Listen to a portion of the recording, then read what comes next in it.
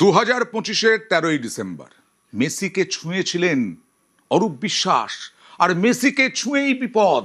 আজকে লিওনেল মেসির টিম আজকে বিস্ফোরক চিঠি দিয়েছে বিধাননগর কমিশনারেটে। অরূপ বিশ্বাস, তার বিরুদ্ধে কি কি অভিযোগ তাদের প্রকাশ্যে একেবারে বিস্তারিতভাবে জানিয়ে দিয়েছে যে ওখানে যারা স্বীকৃত নন তারা ওই মাঠে উপস্থিত ছিলেন ওই সময় আন্তর্জাতিক মানের টপ ফুটবলার, তার সঙ্গে ছবি তোলার জন্য শুধুমাত্র অরূপ বিশ্বাসের এই পদক্ষেপ। কি চিঠিতে আছে পরিষ্কার করে জানবো, বিস্তারিত অনুপ বলবে। অনুপ,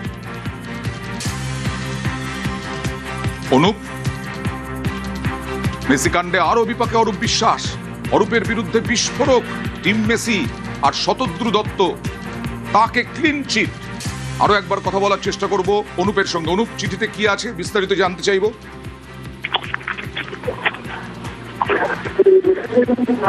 না অনুপ, তোমার কথা শোনা যাচ্ছে না। বিধাননগর পুলিশ টিম মেসির চিঠি অনুমোদন ছাড়াই মাঠে প্রাক্তন ক্রীড়ামন্ত্রী এইভাবে কেন মাঠে ছবি তোলার জন্য মেসিকে বারবার জড়িয়ে ধরেন? আরো একবার চেষ্টা করব কি আছে চিঠিতে, অনুপের সঙ্গে কথা বলার। অনুপ, বিধাননগর পুলিশ কমিশনারকে ইতিমধ্যে চিঠি পাঠিয়েছেন লিওনেল মেসির যে নিজস্ব টিম তাদের পক্ষ থেকে। এমনটাই কিন্তু বলা হচ্ছে যেখানে প্রাক্তন ক্রীড়ামন্ত্রী অরূপ বিশ্বাসের বিরুদ্ধে বিস্ফোরক এই অভিযোগ করছে মেসির এই টিমে দলের বিরুদ্ধে অভিযোগ করা হচ্ছে। বারবার তাকে ছোঁয়া এবং জড়িয়ে ধরার মতো কিছু ছবি প্রকাশ্যে উঠে এসেছিল এবং সেদিন মাঠে যে মেসি থাকতে গেলে স্টার প্লেয়ার একজন যে কিংবদন্তি বলা চলে বা ফুটবলের জাদুকর, তার জন্য যে সিকিউরিটি ইন্টারন্যাশনাল খেলোয়াড় পক্ষ কিন্তু আছে, সেক্ষেত্রে যে নিরাপত্তা ব্যবস্থা থাকে সেক্ষেত্রে কিন্তু সেরকম নিরাপত্তা ব্যবস্থা ছিল না, এমনটাই কিন্তু মেসির এই টিমের পক্ষ থেকে এমনটা স্পষ্ট করা হচ্ছে দিতে। এবং শতদ্র দত্ত, যিনি মেসি ইভেন্টের মূল উদ্যোক্তা ছিলেন, তিনি কিন্তু কোনোভাবেই দায়ী ছিলেন না, এমনটাও কিন্তু জানানো হয়েছে। অর্থাৎ শতদ্র দত্তকে কিন্তু মেসি ইতিমধ্যে ক্লিন চিট দেওয়া হয়েছে এবং গোটা যে যাবতীয় ঘটনা, সেই ঘটনার পরিপ্রেক্ষিতে গোটা বলা হচ্ছে প্রাক্তন যিনি ক্রীড়ামন্ত্রী অরূপ বিশ্বাস, তার বিরুদ্ধেই কিন্তু এই বিস্ফোরক এই অভিযোগ উঠে আসছে এবং বলা হচ্ছে যে একজন স্টার প্লেয়ার তার আশেপাশে কেউ থাকতে পারবে নির্দিষ্ট নিয়ম ছাড়া, যে সমস্ত ভাবে নিয়মে থাকতে হয় এবং সেখানে দেখা গেল কোনো নির্দিষ্ট নিয়ম প্রাক্তন যিনি ক্রীড়ামন্ত্রী ছিলেন সেক্ষেত্রে লক্ষ্য করা যাচ্ছে তিনি নিজে ছবি তোলার জন্য একটা অনুপ, তোমার কথা স্পষ্ট হচ্ছে না। যাই হোক না কেন, অরূপ বিশ্বাসের বিরুদ্ধে অভিযোগ এবং শতদ্রু দত্ত যিনি ইভেন্টের আয়োজক, তাকে জেল খাটতে পর্যন্ত হয়েছিল, তাকে গ্রেফতার করা হয়েছিল, আর তাই নিয়ে আজও ক্ষোভ প্রকাশ করলেন এবং আক্ষেপ করলেন শতদ্রু দত্ত। আপনাকে বুঝতে হবে লিওনেল মেসি একটা ইন্টারন্যাশনাল ফিগার। তার একটা পাওয়া প্রায় 900 মিলিয়নের ইনসিওর, তাকে যদি ঘিরে ধরে ক্লস্ট্রোফোবিক হয়ে যায় সে তো ইনসিকিউর ফিল করবেই। এটা ন্যাশনাল এম্বারেসমেন্ট হয়ে গেছিল এই ইভেন্টটাতে। বিশ্বাস করুন প্রচন্ড খারাপ লাগছে। আমি লাস্ট 6 মাসে একবারও চোখ থেকে আমার জল পড়েনি এত কষ্টের মধ্যে। কিন্তু আজকে যখন মেসি হ্যাট্রিকটা করলো আমি তখন ভাবলাম যে অরূপ বিশ্বাস কি একবারও বুঝতে পারলো না আমি কাকে নিয়ে এসেছিলাম। ভাবুন, আমি রক্ত মাংসের মেসিকে মাঠে ঢুকিয়েছিলাম, তারপরে আমাকে কত কিছু শুনতে হয়েছিল। কিন্তু একটা লোকের ইম্যাচুরিটি, একটা লোকের নিজের ছবি তোলার নেশার জন্য এত বড় একটা ইভেন্ট, এটা আমি বাকি 3টে স্টেটে সুন্দরভাবে করলাম, নিজের দেশে নিজের স্টেটে আমি করতে পারলাম। দুঃখ তো খুবই লেগেছিল। 3 জায়গায় আমি জেলের ভেতর থেকে আমার টিম নামিয়ে দিল, এখানে নিজের জায়গা যেখান থেকে আমি স্বপ্ন দিয়ে শুরু করার চেষ্টা করলাম সেখানেই আমাকে এরকম ভাবে আমাকে হ্যারাসমেন্ট ফেস করতে হলো। পুলিশের বিফলতা প্লাস তো একজন এক্সপোর্টস মিনিস্টার যার নিজের ইম্যাচুরিটি এবং কি বলবো, উনি ভেবেছিলেন পাড়ার পল্টু, আমি এটা বারবার বলি, পাড়ার কোনো পল্টুকে নিয়ে উনি ইভেন্টে এসেছেন এবং যেটা উনি করলেন, উনি স্টেটের তো ইজ্জতটা নিলেন, প্লাস এত ফুটবল ফ্যান্স, এত মেসি ফ্যান্স, তারাও ভাবুন, তারাও তো দেখতে এসেছিল এবং আমার খারাপ লাগছে। আমি তো চেয়েছিলাম ভালো কিছু একটা উপহার দিতে, শাহরুখ খানকে নিয়ে এসেছিলাম, এক কথায় রাজি করিয়ে নিয়েছিলাম শাহরুখ খানকে। বলুন না আর কি বলবো বলুন।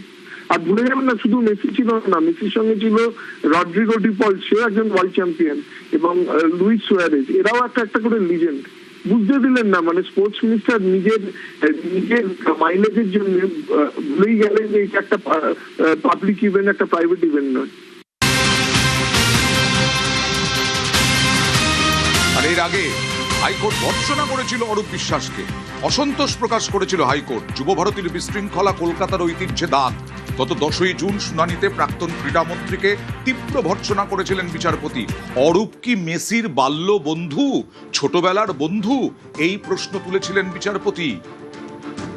আর সেই অরূপ বিশ্বাস তিনি কোথায়? তিনিও হ্যাট্রিক করলেন মেসির সঙ্গে সঙ্গে, 3 বার হাজিরা দেননি।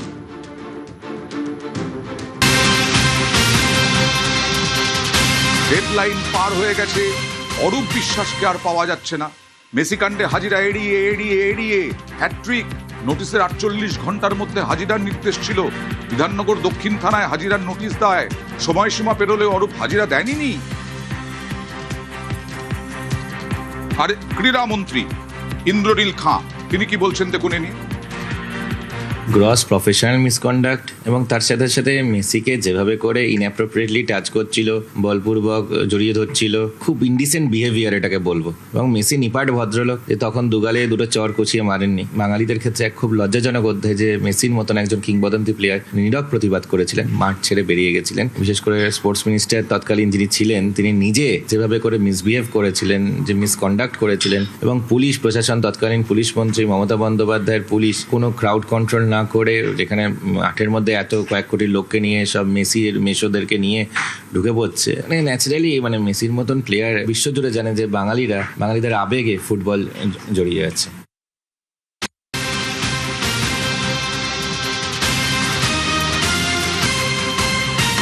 বিধাননগরের প্রাক্তন মেয়র সব্যসাচী দত্ত ইতিমধ্যেই গ্রেফতার এবং তাকে শ্বশুর বাড়িতে নিয়ে গিয়ে বিভিন্ন সময়ে তাকে তল্লাশি করা হয়। আজকে সম্পত্তি বাজেয়াপ্ত হলো সব্যসাচী দত্তর। 5 সম্পত্তি বাজেয়াপ্ত, সব্যসাচীর 5টি ব্যাংক অ্যাকাউন্ট ফ্রিজ, বিধাননগরের প্রাক্তন মেয়রের গাড়িও বাজেয়াপ্ত, এফডি নগদ 3,70,00,000 টাকা বাজেয়াপ্ত।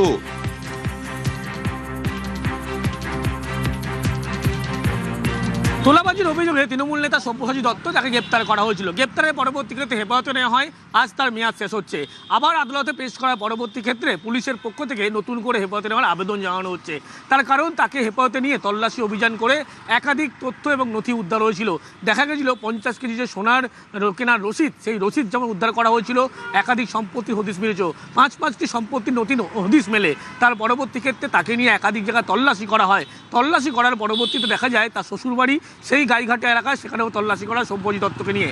আজকে আদালতে যখন পেশ করা হবে, হেফাজতে নেওয়া হবে, তার পাশাপাশি তল্লাশি অভিযানে দেখা যায় সব্যসাচী দত্তের একটি গাড়ি, যে গাড়িও কিন্তু ইতিমধ্যে বাজেয়াপ্ত করা হয়েছে, যে গাড়ির নাম্বার WB08K এবং 5000 VIP নাম্বার। এই গাড়িটি ইতিমধ্যেই বিধাননগর উত্তর থানার পুলিশের পক্ষ থেকে বাজেয়াপ্ত করা হয়েছে। সব্যসাচী দত্তের বাড়ি এবং প্রত্যেক জায়গায় যখন তল্লাশি করা হয়, সেখান থেকে বলা হচ্ছে কিছু অল্প পরিমাণ সোনা যেমন উদ্ধার হয়েছে, সোনা কেনার বিপুল পরিমাণ রসিদ উদ্ধার হয়েছে। এবং তার পরবর্তী ক্ষেত্রে তাকে নিয়ে বিভিন্ন জায়গায় যখন তল্লাশি করা হয়, গাইঘাটা তার শ্বশুরবাড়ি এলাকায় সেখানে তল্লাশি করা হয়, এবং একাধিক জায়গায় তল্লাশির পরবর্তী ক্ষেত্রে একাধিক নথি এবং একাধিক ডকুমেন্টস উদ্ধার হয়। ইতিমধ্যেই 5টি ব্যাংক অ্যাকাউন্টের তথ্য যেমন মিলেছিল, এফডি তথ্য মিলেছে এবং ক্যাশ টাকা উদ্ধার, সব মিলিয়ে 1,60,00,000 টাকা পুলিশের পক্ষ থেকে বাজেয়াপ্ত করা হয়েছিল। মনে করা হচ্ছে আবার হেফাজতে নিয়ে এখনও পর্যন্ত তাকে তল্লাশি অভিযান করা জরুরি। তার কারণ এখনও পর্যন্ত বিপুল পরিমাণ সম্পত্তির হদিশ মিলতে পারে, এমনটাই মনে করছে পুলিশের পক্ষ থেকে। যে কারণে আদালতে পেশ করার পরে পরবর্তী ক্ষেত্রে তাকে আবার হেফাজতে নিয়ে পুলিশের পক্ষ থেকে জিজ্ঞাসাবাদ এবং তল্লাশি অভিযান করবে। ক্যামেরায় মনোজ কুমার সাথে অনুপ চক্রবর্তী, নিউজ 18 বাংলা, কলকাতা। সম্পত্তি বাজেয়াপ্ত করেই ক্ষান্ত নয় পুলিশ। একেবারে তৃণমূল নেতা সব্যসাচী ঘনিষ্ঠ আরও যেসব তৃণমূল নেতা, তাদেরকেও তলব করার পরিকল্পনা এই মুহূর্তে পুলিশের। অর্থাৎ বিধাননগর থেকে আরম্ভ করে বিভিন্ন জায়গায় যারা সব্যসাচী ঘনিষ্ঠ, তাদেরকেও তলব করা হবে। তাদের বিরুদ্ধেও কি পদক্ষেপ?